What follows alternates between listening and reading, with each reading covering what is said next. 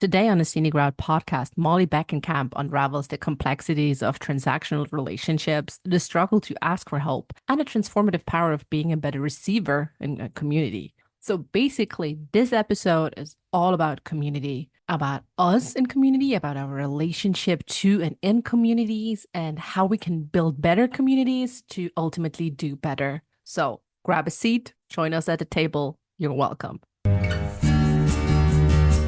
Hi, and welcome to the Scenic Route podcast, where we believe in embracing life's journey with purpose, curiosity, and a bit of potty humor. I'm an uncool mom, and I'm always looking out for that perfect slice of gluten-free rhubarb pie. Every week, I get the joy of sitting down with dreamers and doers who dare to take the road less traveled in pursuit of their own magic. Together, we dive into the inspiring stories of soulful entrepreneurs and visionary leaders who boldly share their beliefs, lessons, and fuck-ups. Excited? So am I. You're exactly where you're meant to be. And now, let's take this conversation off the beaten track. Becky Mollenkamp, she/her, is an accountability coach for smart, high-achieving business owners. She helps them go after their goals without burning out or losing sight of their values. Becky is also an intersectional feminist and conducts her coaching through that lens, which means acknowledging lived experiences and never using blame or shame as tools. Learn more about Becky at beckymollenkamp.com. Okay. Becky, welcome to the Scenic Route podcast. Thanks for having me. I'm so excited to chat. Yeah, me too. I mean, we're going to talk today about community, and I thought who better than the founder of the feminist collective. So, Thank you. I'm excited. We're going to sprinkle in some feminism for you, free of charge. So, We better. oh I don't know God. that I can talk about anything without bringing that into it. So, yes. Well, I suppose, especially when we talk about community and our relationship with others, and it feels like it is a intrinsically female topic as well, because I personally feel we have been robbed of community. And I know this is not just for women or people who identify as women, but we have been robbed of community. So before we get into that and system critique, what does community mean to you personally, Becky, and how has it shaped your life? It's so funny because I grew up really lacking community. I didn't have strong familial bonds as a kid. Like our family, there was a brief time before my parents' divorce where I sort of remember this feeling of like having a community around me.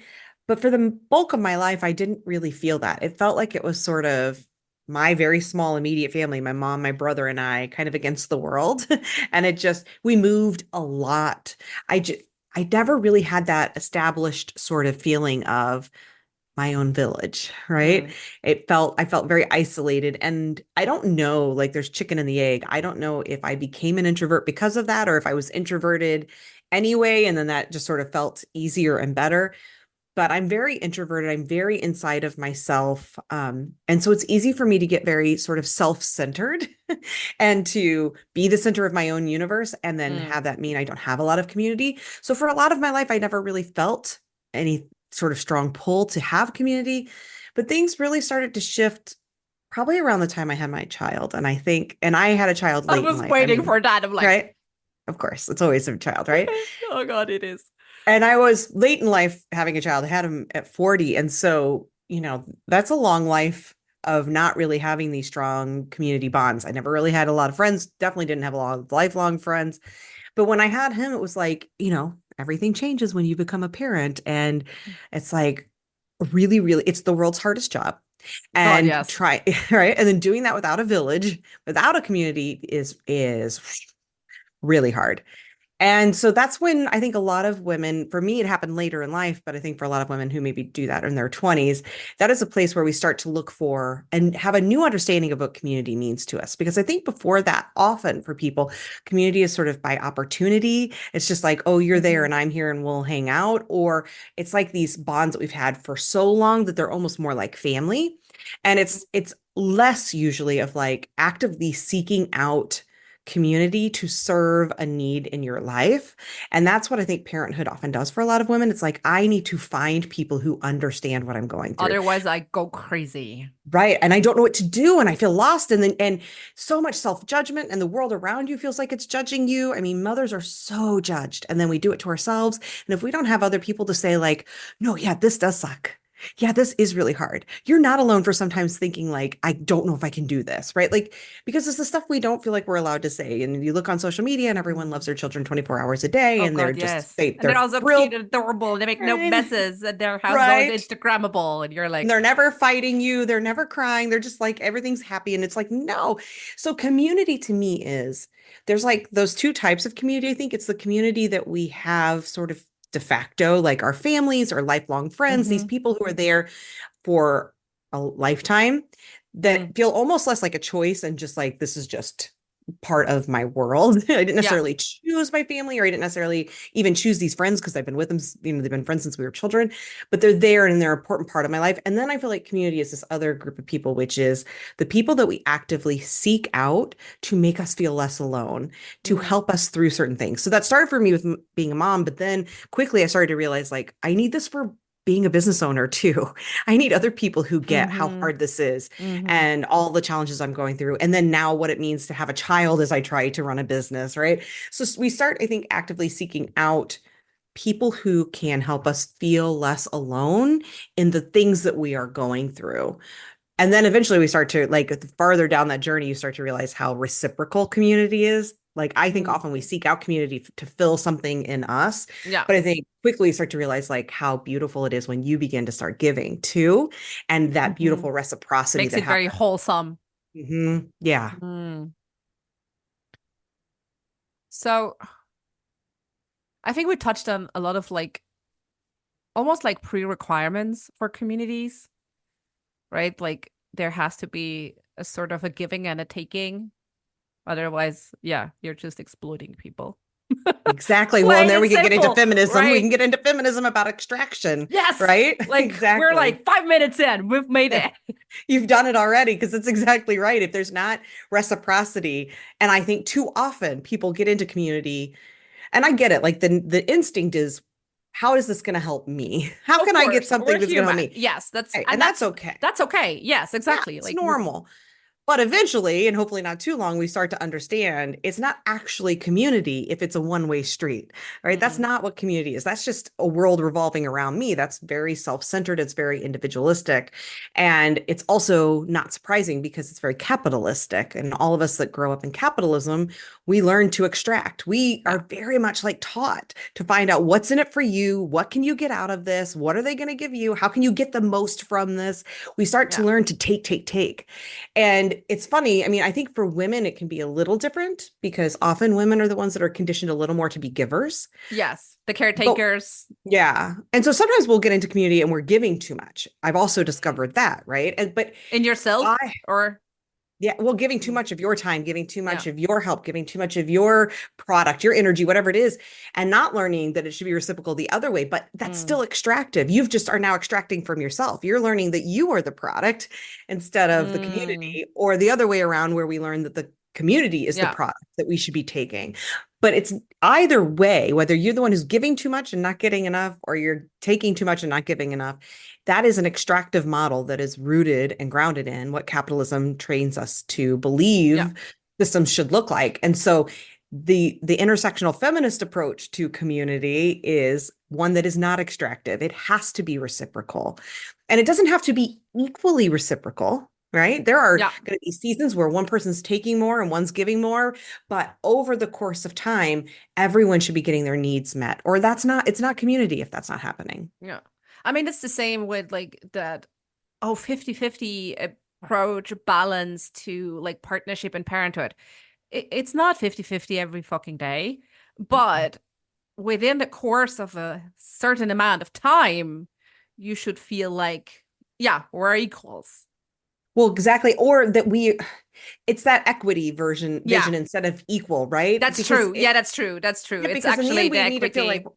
right, that we're all having our needs met. It Yeah. may be that in my family, I never mow the lawn. My husband mows the lawn 100% of the times. Equality would look like I mow it 50% of the time and he mows it Yeah, 50% of the time. that's very true. He mows 100% of the time. But also there are many things I do 100% of the time that he does 0% of the time. And when you look at it, then it's like, oh, now we're getting to that place of equity. We're looking at each other's strengths. We're looking at what each of us needs. And we're saying, how do we meet those things for each other or with each Mm. other? And that to me is like that idea of community. And again, like you said, it's not this idea of 50-50 and perfect equality and balance. All of that stuff is such crap because it's just not realistic. To me, it's really grounded in that white supremacist idea of the one right way or the Oh, black and white this interesting. and Yeah, that sort of yeah, thinking. Like everything has to be, it's that perfectionism that we are conditioned into in yeah. white supremacy. And things don't have to be perfect. It doesn't have to be perfectly exact. If we're sitting there cutting up the pieces of pie and looking to say, did I get the exact same amount as you got? That doesn't factor in like how much pie have you already eaten that Yeah, I mean, then day? we're back to equality, right? Like, Exactly. okay, That's that everyone equality versus benefits equity. from the same supports, but we're actually looking at, okay, what support do you need? And that looks different for everyone. Exactly. And it looks different on Mm. any given day, like you were saying. Like Yeah, today, I might need more rest. I heard Brene Brown, who, whatever, there's issues around Brene Brown, but also like there are a lot she of has things she said some does smart things. I correct. mean, seriously, And I yeah. saw an interview with her talking about this 50-50 idea. And she Mm, was saying, like, again, it's each day the key to a successful relationship. And this is these, I'm talking personal, like spouse relation kind of yeah. relationships, but this applies to everything. We need to think about these more globally in our business relationships as well, which is instead of 50-50, it's like checking in all the time to say, where are you at? What is your capacity? If you're saying I've only got 20 to give today, then asking the other person, can you manage the other 80? And Mm, if you can't, then it's figuring out then what do we do together to get, if you've only got 30 and I've only got 20, we're at 50, then we need to work together to figure out how do we get the other how 50% can, met. or we can make it, how can we make it work with 50? Right, Right. exactly. And that some of that though is where having community is so important because when we are only two people and we both wake up and we've only got 20 that day, Yeah, we got we're 60% we need to screwed. get met. And that's where we need to go back to having more Yeah, community. We have gotten so isolated and individualistic that we don't have support. And we try to do yeah. that in our businesses too, where we're like, well, I have to give 100 all the time, but that is not sustainable. It is Mm-mm. not regenerative. It's not something that we can build Yeah, on. And so that is where, to me, like when we're looking at community in the business sense, having community to help support on those times when you say, I've only got 30, who can help me with the other 70 I need here to get through this project? What does that look like? And sometimes that means I have 110 I can give today. Who's needing a little extra? I've got extra yeah. I can give. So, Mm, that's beautiful. And so going back, I want to go back to this later, I think. Like circling back, so we said, okay, we have one of the requirements for community for true community as we understand it is equity. Everyone should get the support they need. Um, and we said it before, a sense of trust and openness to share how you're really doing, right? We especially I remember when I was struggling with postpartum depression, I was desperate for someone telling me, yes, I also wanted to like throw my kid out the window. I'm like, whoa, exactly. yes. These are not things that we talk about. We have to. That's Mhm. vulnerability. And Yes. it is, I mean, even in that's another thing where it's kind of like chicken and egg to some degree, where how Mm. do you get to the place of feeling vulnerable, feeling the safety and the trust to be vulnerable? Yeah. And sometimes the thing that builds that safety and trust is being vulnerable, right? Very And so often. Yes. sometimes you It's have to be willing leaping. to step off the edge and say, I don't know that I fully feel this safety in this space yet, but I'm gonna get vulnerable. And we also have to fully recognize all sorts of issues around privilege and oppression to say there's a difference too on that stepping off the edge. For some of us, that edge is much smaller than Yeah. for others based on our privilege. And so I do think it's incumbent upon those with the most privilege in any community to be willing to take the greater risks Yeah. because those risks the what feel like greater risks are actually still smaller risks for us than they would be for somebody who holds more marginalized identities. And so I think it's really important. Absolutely. So we're really getting into the feminist stuff now, but I just Oh, can't talk hey, about hell yeah. Hell yeah. right. I mean, like, we're one, like, I mean, we're smack and like system critique, and this is where I'm going next as well, right? Like, you said it beautifully. Okay, we want equity. We like today I have more to give and I'm happy to give more, and tomorrow like maybe you have more to give. But although we're so connected these days as we've never been before, we're so hyper individualized. We're often we do not even find the communities where we could have, say, like I have like where our like energy spillover could go into. So it just goes. I mean, we'll always find something to do. We're conditioned as women. We'll always find something to fix. But right, like, how do we go about finding community?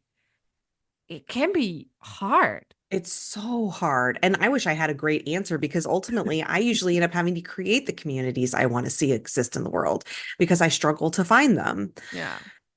And so if you're the same kind of person and like the same kind of community, the way I'm talking about community, reach out because I do have communities that I can welcome people into because I've had to create them. I mean, Mm. I think what I have found for myself is the more that I purposely, intentionally cultivate my own network, and I don't mean that in the gross transactional extractive sense of like my Yeah. network I'm of people going who to an can I Ivy sell League to. because and then get all friends with all the thing Right. like the people there because their parents are someone. Right. Who can I hop on the phone with and hopefully they'll buy my shit, right? No, I'm saying the more that I get myself into spaces or call in, purposely try to find and meet people who are super values aligned, which by the way means a lot of times I'm meeting people who aren't. So there's a lot of like, you got to go through 12 calls to find the three that are actually truly values aligned. But the more Yeah. that I do that, the more that I put in the effort and I'm intentional, I'm very vocal about what matters to me and I'm seeking out. I'm not just waiting. It's not the build it, they'll come. I'm not just waiting Yeah. for people to find me. I'm going out and I'm taking those risks to say, you seem cool on social Yeah. media. Let me You DM you you. show up vulnerable and be like, Yeah. Are I you, created this thing. Like, or even before creating the thing, even just yeah, like, I have can, this idea. at the very beginning, just of like, I just need Mm. more cool, I need more people who are values aligned in my world. And I spent a lot of time doing that before I even got to the place of building anything. Like I reached out to you once I had built something, you in particular, like, Yeah. and again, it was like, you seem cool. We seem to have the same I values. know Let's have I'm a very call and make cool. sure you are very cool. And I'm glad that we met.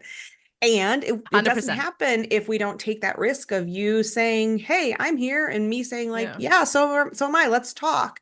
And then once I've done some of that, like building up this community, this network of people that I think are cool, all these other individual people, then somebody has to be the one to say, "Let me shepherd us all together," right? Like I'm going to gather up Someone all has these to do people. emotional labor to kind Yeah. of like bring it bring it together into a collect more than just connect the dots.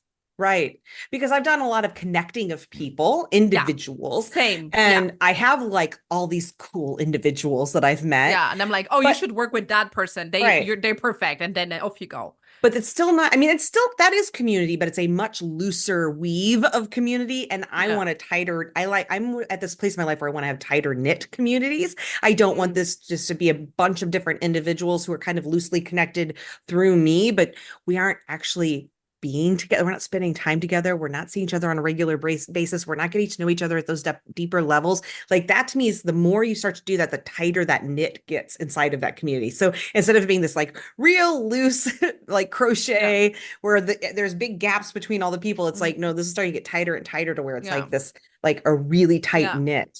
And that's my goal. And it's hard because I tried to fit myself into existing communities again and again and again before I was like, I just can't find it. I can't Yeah. find the spaces that feel right. And that can be really discouraging. And then you can start to think, why Mm. bother? And it doesn't exist or whatever. And for not everyone is going to be the person who wants to be the builder. And I get that because it is hard. It is a lot of Yeah. work. It is a lot of emotional labor. It's a lot of physical labor. It can sometimes be monetary Yeah. demands on it. There's a lot to it. But sometimes it just has to be that person who's willing to take the risk because every time I've tried to cultivate a community or I have cultivated a community, whether it was a mastermind or something like this collective Yeah. or a membership that I charge for, every time when I put out the call and say, I'm doing this thing, here's the kind of people I want in it. This is what it's going to do. I've had people say, yes, me, please. I've been wanting that and I couldn't find it because most people aren't willing to do the work to put it together. I don't even want to say aren't willing. That sounded judgmental. Most people don't have the capacity to do the building Yeah. of it. And so if you can and will, if you are the one who's willing to take that risk to take on the labor, I promise you almost Yeah. always you're going to find people who are eager to join because Yeah. they can't find it either. And we're all Oh just sort of God, sitting yes. there waiting in our own little silos, like saying, I hope someone finds Hello, me. hello. Is anyone else out there? Right? We're all You're waiting sending for it. Morse codes and be like, Right? But it's just too far away. Nobody's hearing that yeah, message because we're just sort of shouting into yeah. the abyss. And so you have to be that person willing to, Mm. reach out and ask. I wish there was a better answer of how to find the No. communities, but I haven't been able Yeah. to. I don't have a better answer. Yeah. I can tell Uh, you how to find communities that aren't a good fit. oh I yeah, what don't are know the red flags? Well, No, for me, I yeah. mean, it depends on what I think everyone What you're has their looking own for is yeah. personal red flags, right? But But I I do. mean, we're Mhm. if you're still listening to this Yeah. podcast, it's a fat chance that we have the same red flags when it comes to Right. communities. Values. Well, for me, a big one is if I walk into the room and everyone looks like me. That is always a red flag for me. And Yeah. also I want to fully acknowledge, like as a white person with a lot of privilege, I also know how challenging it is to create communities that actually are safe for people of the global majority Yeah. or for people who are LGBTQ, and Yeah. I'm in the LGBTQ family. I'm not of the global majority, but I just know how challenging it can be if you Yeah. don't share those identities. It's hard to create and lead and be able to maintain You spaces have that to are truly risk, safe. you have to be willing to fuck it up because you will at Exactly. some point. And those folks have to be willing to risk some harm to themselves, right? Yes. Because when I create those spaces, I We're will stupid cause white harm. people and we will fuck it Yeah. up. And even smart white people, not to be defensive, but just to say that it's not just stupid white people, No, no. I mean, even those of God, us I who mean, are, I'm including me into sometimes into the stupid white yeah, people because they're like yeah, instances where I'm like, oh, I've never actually thought of that. How right. privileged of me. Because we have like we will be it's a lifelong journey Oh, to yeah. unlearn the oppressive stuff that we have baked Yeah. into us. What And capitalism did to us. even if you've done so much of the work, you can't get away from the fact that you are still ultimately somebody who has a great deal of privilege, and that is going to be carried into a space. So like you have to be willing to do that harm, and the folks who are on the other end of that have to be willing to receive some amount of harm, which is happening all the time, every day for those folks. And they have to choose which spaces feel like they will be minimizing that harm, Yeah. what the benefit is it worth that? Like and I think it's important for those of us with privilege to be aware of this, that folks who have less privilege, who Yeah. have The more mental load is oppression, insane. that they're constantly doing these Hmm. gymnastics of what is the like this cost the space worth it? Yeah. But it's one of my red flags when I walk in and everyone looks like me. For me, a big red flag is like girl bossy stuff. And by that, I mean, like, I'm here to build an empire. Anytime anyone tells me they're building an empire, that's a big red flag for No. me. Yeah. Anybody who is like talking about seven figures or who's still using any of that kind of figures language, huge red flag for me. I think if there isn't a clear demand for rest, that rest is like a right and important, right? Any hustle culture stuff. So those kinds of things are all real red flags for me. If I look at their website and I can't find anything about their values anywhere, that's Yeah. a red flag. Like even before I get into a space, if I'm looking just at something about a community and there's Yeah. nothing about their value system, that's scary to me because it means I think it looks like they haven't thought through what their values are. And if Yeah. you're not agreeing to a shared set of values, then why are we here? That to me is where it starts to get very transactional, very Mm, extractive, yeah. because usually if there's not a set of values that are explicit and clear about some of the things I'm talking about, Yeah. it's going to be a pretty traditional space that is like, hey, we're all here Gimme, to gimme, sell to gimme, each gimme, other, right? gimme. And what can I Mm, take? What will you give yeah. me? Like, I just ultimately am here to look for customers. And I get that, like, as a business owner, I get that inclination because we're all like trying to make more money, we're all trying to survive. But those spaces, you have to remember everyone else there is also just trying to get customers. Yeah. So that's not a space where people are going to care about you, care about your business, or ultimately probably even buy from you, right? Like you're there to get them to buy from you, but they're all just looking to get people to buy from them. And so everyone is just shouting, I have something for sale. I have something for sale. And no one's listening, Feels right? very MLM-y. Yeah. So those are like those are some of the big red flags for me that I watch out Hard for. And agree. ultimately, and like Google sadly thinks feminist and female or feminist and woman are synonyms, and they are not. So I have searched for feminist communities, and it will just bring you all of these woman focused Yeah. communities. And there are just as many women perpetuating all these same harms as there are men. Oh We know God. that in America Yes. because it's the white women who got Trump in office last time. Like, we know that white women are perpetuating the same Yeah. harms. And so that is a challenge because it's like when you're talking about how you find the communities, most people are going to go right to Google searching for some sort of Yeah. community. And you're left at like, I don't know, there are so many women's spaces and so few of them Yeah. that are doing something that's really like radical and different and rethinking what community means. Yeah. Because at least for the women I know who give a shit, we don't want more men's spaces. I don't like what most of these women's spaces I've been in are just women. It's men's spaces with women in them. You know what I mean? They're just these same traditional Yeah. They're icky bro not. Yeah. spaces, but with women Yeah. instead of men. Yeah. They're not. There's nothing revolutionary about the ideas that are circulating in the spaces. But again, like quick side note, if you've ever joined a community, like either a free or paid in the sense of a mastermind or a course, and you're like, ugh, the community in there is like not what I expected. I mean, I personally have done that where I signed up for a mastermind and I thought like this is gonna be such an amazing community. And yes, the community, the people in there to some extent were, but the leader, she had the right words, but it stopped there. So yeah, don't feel ashamed or embarrassed that you signed up for something and then realized, oh no, it's not it.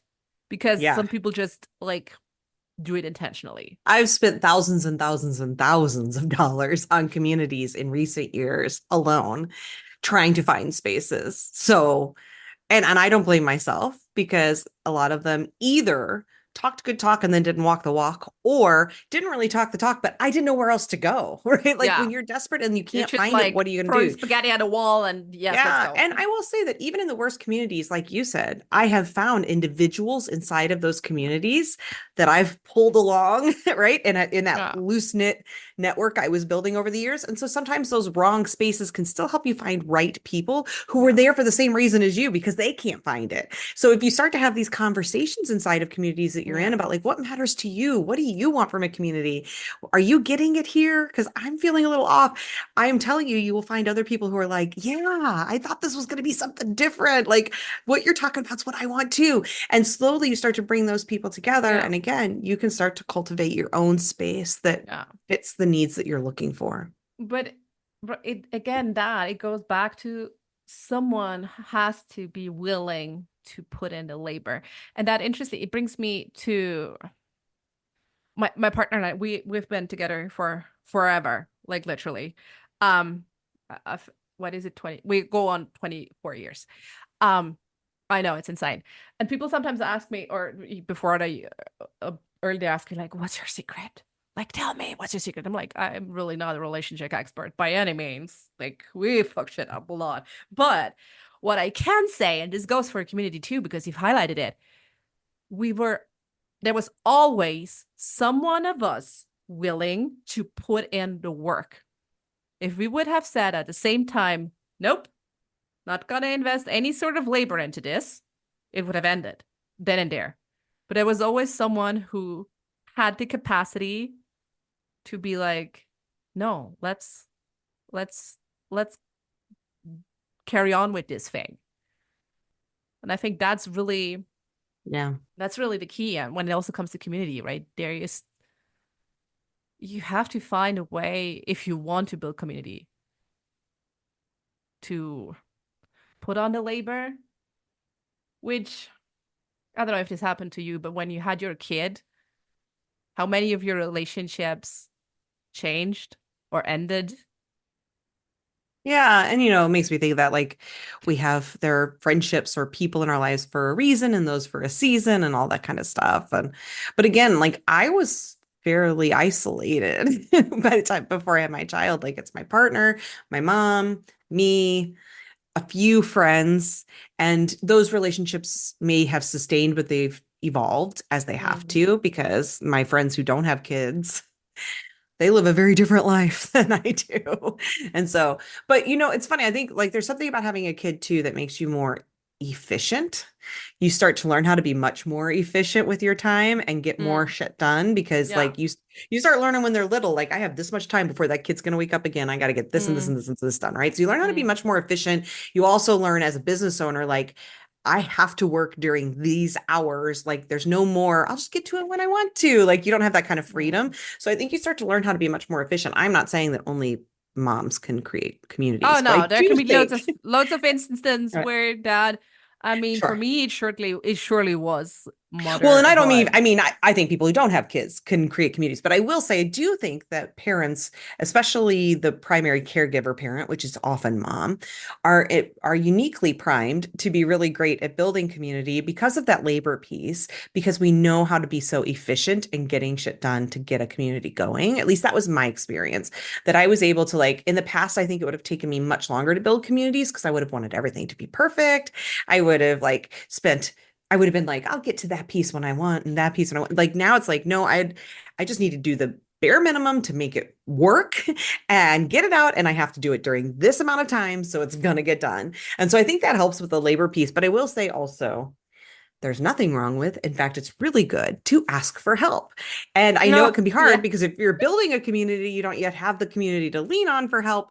But that loose knit group of people that you've been starting to cultivate over time, that now you're trying to tighten the knit mm, amongst us, like start to ask them for support too. You don't have to do everything alone. Like I think that is, we're so programmed to be so individualistic that even we start to go about building a community, which is supposed to be the antidote to that, we still go into it very individualistic and thinking I have to do it yeah, all. this is yeah, And we need to ask for support and ask for meta help. capitalism.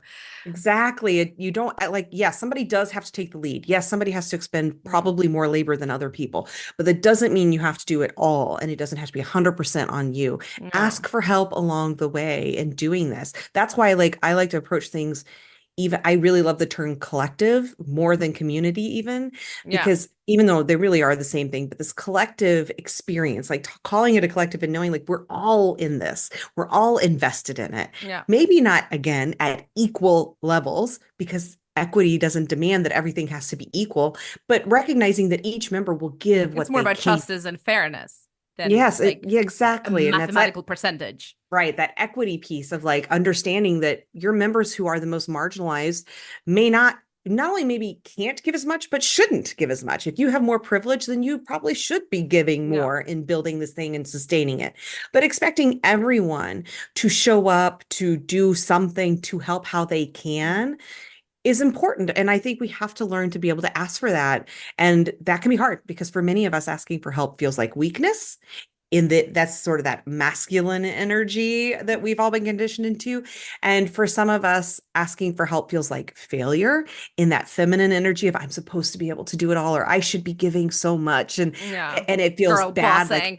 and right, and asking for help feels like, no, I don't ask, I give. I'm not a taker, I'm a giver. Mm, And we have to learn that again, giving to if you're giving in a way that is truly yeah, like uh, like because you altruistic, there's the word I wanted, mm, then taking is part of that. Because if you're giving in a way that's altruistic, then that you have to allow that, you have to be able to receive as well, right? Because yes, otherwise, it's because if not you're truly altruistic at no, because all. when you're giving expecting no one to give back to you, it's usually not altruistic. You're giving because you want people to see you in a certain way.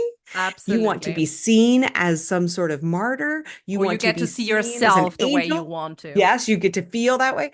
And the refusing of the receiving clearly states that this is not about a mutual relationship. It is about you, right? It's Yeah. still a deeply individualistic thing. And it's funny because we will convince ourselves, no, I give and I give and I give. I'm so Yeah. altruistic. I'm doing this selflessly. It's not Oh, about have me. you met my mom? she, do we have the same mom? Are we twins? Well, I mean, yeah. So Everyone many who of is us like a are. boomer mom is like, Uh-huh. Those boomer moms, God love them, Fuck and you we up. do, but they are the world's best martyrs, right? They have decided, like, I give and I Yeah. give and I ask They nothing in capital return. monopolized and capitalized Right. on it. But do they ask for nothing in return? Because I promise you they do. What Oh they no, they really want do. is, yes, Mine they had a want, very steep price until I said I'm yeah. not gonna pay the bill. Been there, been there. Ooh. And mom, if you're listening, I love you, but we've talked. You are a bit of a martyr. And it is this whole like, they're not giving selflessly. They're giving with the expectation that you're going to acknowledge that. You're going to heap on praise. You're going to see them a certain We're way. back to transactional relationships, right? Like, Exactly, mm, exactly. And I just think it's so important for us to hear this because, especially as women, we are so conditioned into that, to believing that the giving endlessly of ourselves is altruistic and selfless and this most beautiful thing.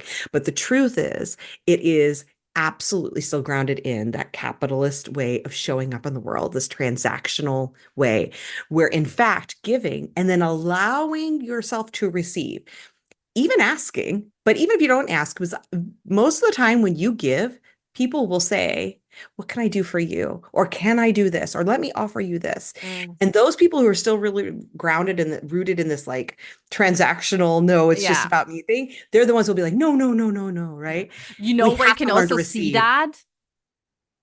I also sometimes do this experiment where I'm gonna go to someone I'm not who doesn't know me very well. I'm like, and I generally when I see something I like, they'll go like, I really love your top. It looks Oh, fucking sure. gorgeous on you, right?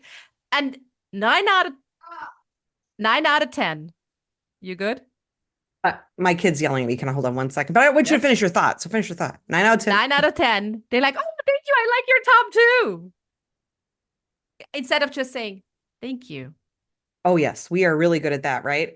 Of not being able to say thanks. Yeah, and just leave it at Or that. we have to say, like, oh, this old, like, I got this for $2, or I got this on sale, or whatever. Like, Yeah, we can't it just, was very cheap. It's very old. You're we already putting cannot yourself down. receive, right? We can't receive. We can't receive.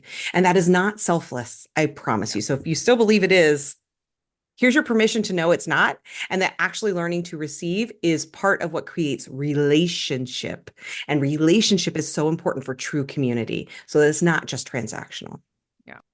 We've heard a lot about how we can build better communities or how we can be better or how we can do better in communities when we're part of them. And we've touched on a really important point because most of us don't need to learn how to give more because we already give a lot, if we want or not, or it has been taken from us or it's been expected from us. But we touched on a really interesting point just now. How can we learn to be a better receiver? It's so hard, isn't it? But first, I feel like with any personal development sort of change that we're doing, step one is always awareness, because Mm, I think so many people convince themselves that they're not just giving or that giving is just so, again, going back to this idea that it's just altruistic or selfless. I think the important thing is to start to bring awareness to how much you're giving versus how much you're receiving.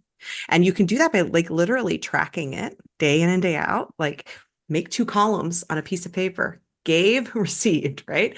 And all day long, notice where are you giving? It little ways, big ways, right? Like I just had to go help my kid with something. That was a give. Now what have I received today? Right? If I received somebody opening the door for me, that's still receiving, right? I mhm, allowed someone to do that for me.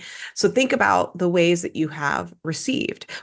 I asked for a second for you to give me a second to go help with my kid, right? That was mm. receiving. I allowed myself to receive that Yeah, from you did. you. You asked and you let yourself receive, Right. right? So tracking some of that because I think we aren't even aware of the gross imbalance in that for ourselves. And again, it's not like it has to Mm. be even, but we aren't even aware of how much, many of us aren't aware of how much we're giving and how little we are asking and receiving. And I mean, And yeah, so, sorry, I should say, I think that's the no, no, first piece no, is the awareness piece. And 100%. then because we can't change what we can't see. And Yeah. then I think the second piece is to also pay some attention to bring some awareness to the gives themselves and ask yourself, what is the unspoken expectation that I have in this moment? Is there one? And get real honest with yourself, which that's challenging. But if we Oh, can yeah. begin to do that, we can start to realize, oh, maybe all this giving I've been doing that made me feel so altruistic, so selfless, so wonderful isn't as selfless as I thought it was. And that doesn't have to be bad, but it's noticing it so that you can Oh begin to God, we don't want to say, label good and bad. Like, right. mm, But it's just watching because it will help you begin again to see some of that imbalance in your life of how much you felt like you were being selfless and how actually maybe you haven't been. And that what does it look like? Because it's actually much harder and actually more selfless, meaning having to strip down the ego to say, can you help me? That actually hmm is far more selfless. yeah, And people don't see it that way, but it's no, true. And it's because it requires far more vulnerability. It requires far more releasing of the ego of who you believe yourself to be to say, I need help, or to say, yeah, thank you for this. I will allow you to give me whatever this thing is. I yeah. will Thank allow you you for to helping make. me out, or thank you Yes, for, I mm, will receive this thing. So I think those are the biggest things to me is that awareness piece because we can't change mm, what we can't see. And once we start to absolutely. see how imbalanced things are, and then also how maybe off our belief of self and our belief of our giving is, Mm, when we start to see it, we can't unsee it. And then we begin to say, this isn't actually how I want to show up. This isn't actually aligned with my values. And that allows you to then begin to start saying, okay, what changes do I need to make here? And dip your toes in the waters. Just the little things like you mentioned. The next time someone pays you a compliment, say thank you. Just receive the compliment. mhm, No caveats, no like downplaying, no receipt, no returning either. mm, Can you just receive without an expectation of having to then give? So learning how like in the small moments can I start to do that and see what it feels like? Because I mm, think sitting with what are the feelings that come up because it will be uncomfortable. If yeah. you're not somebody who's been a receiver, it will be uncomfortable. And Oh, hell starting to yeah. sit with it, sitting with why is this so uncomfortable? What is this bringing up for me? It could be some of the stuff we learned from mom. It could be some other relationship, but then that becomes really good stuff Mm, to do some journaling around, reflecting on to start yeah, making those bigger changes. 100%. And I only have two things to add. One, it's kind of like a disclaimer. We've talked a lot about, and I truly believe that most of us have an issue with doing too much. But again, it's only ever a problem if you think it is a problem. If you think it's the balance is off and you think that's a problem, then you go do something. Please do not listen to us if we say you have a problem. I never say that. Neither would Becky, but just disclaimer. And the other thing is I always listen closely to how people talk and the language they use, and especially when it comes to like needing something, right? It's I for example, with my kid, I'm never asking him, "Do you need help?" I always ask him, "Would you like me to help you?" Because I feel that's such a shift. Because yes, sometimes you can do shit on your own. That doesn't mean you have to. So, no need, but maybe a slight desire or wish or whatever to get support. Well, it's funny because that brings up another thing that I think is really important Mm, for a community to be feminist, and that's consent.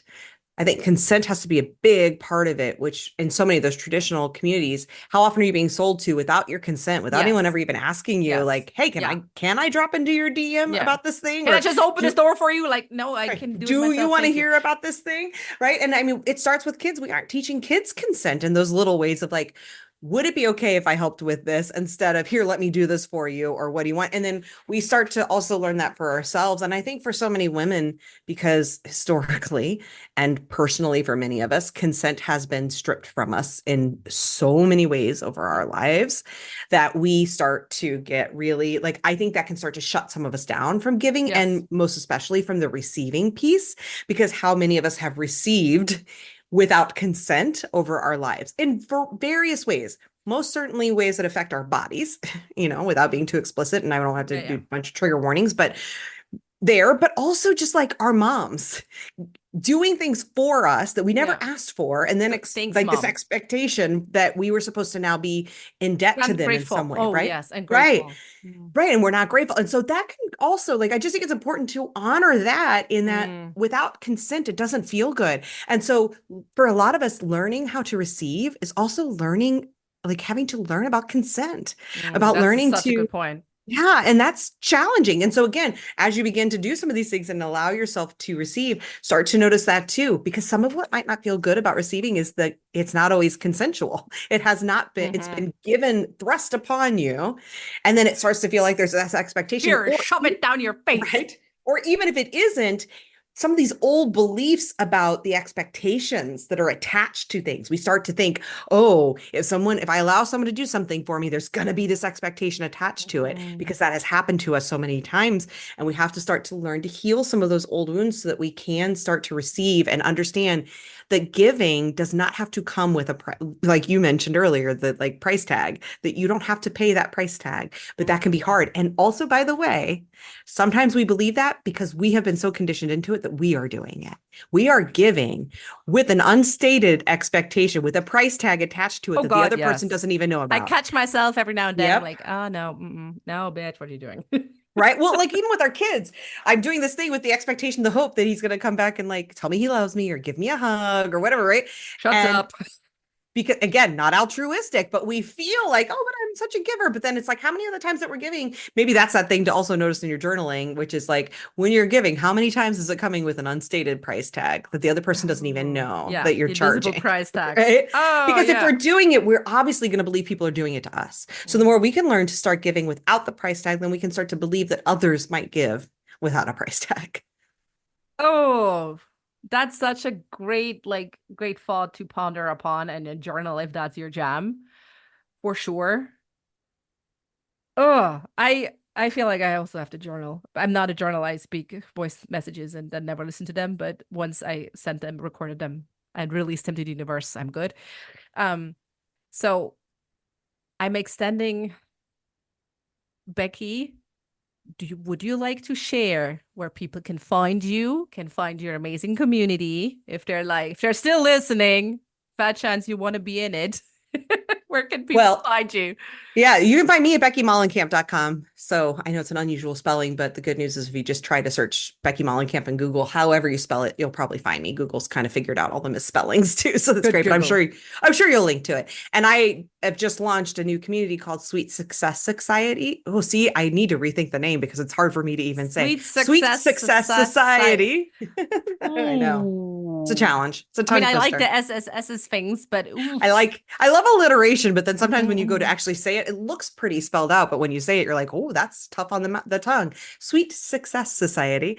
But it's for business owners who are challenging business storms, people who've been established in business for a few years. So not just those like newbies, and no shame or shade to newbies because I've been there and I love those communities. But I think for many of us who've been in business a little longer, who are The maybe a little more middle-aged business established, women. exactly, whether that's literal or figurative, for my case it's both, but when you're in that space it can be harder to find community because so many of the Mhm. communities have so many of the newbies, and then sometimes you feel like that reciprocity can get a bit lopsided. So Yeah. the goal of this is to find a space for people who are a little more established in their businesses and trying to find community again that have these value systems that are really rooted in a lot of the things we've been talking about here. So you can find that on my website. You can come check it out and I'd love to have you. And then Jennifer and I know each other through a podcast collective that I run called Feminist Podcasters Collective. That is not like a public facing thing, it's by invite. But if you are running a podcast and you're an independent podcaster, you share the kinds of values we've been talking about, you care about equity and social justice, whatever your topic of podcast is,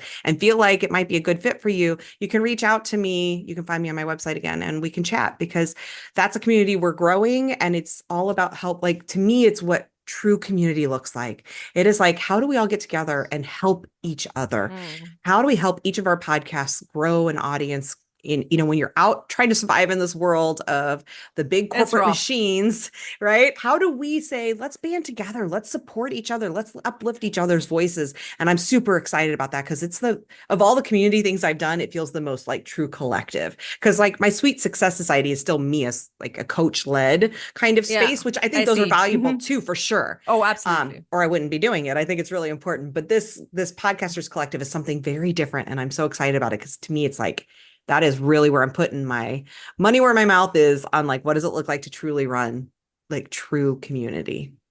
Yeah, and yeah, 100% watch for it. It's really an amazing space that you've created and you're creating. Thank you. Well, you're also helping create that we're all creating. We're co-creating. This is Yes. what it's about. Yes. Thank you so much for being on a scenic route with me, Becky. It was a Thank blast. you for having me. This was fun. I love it.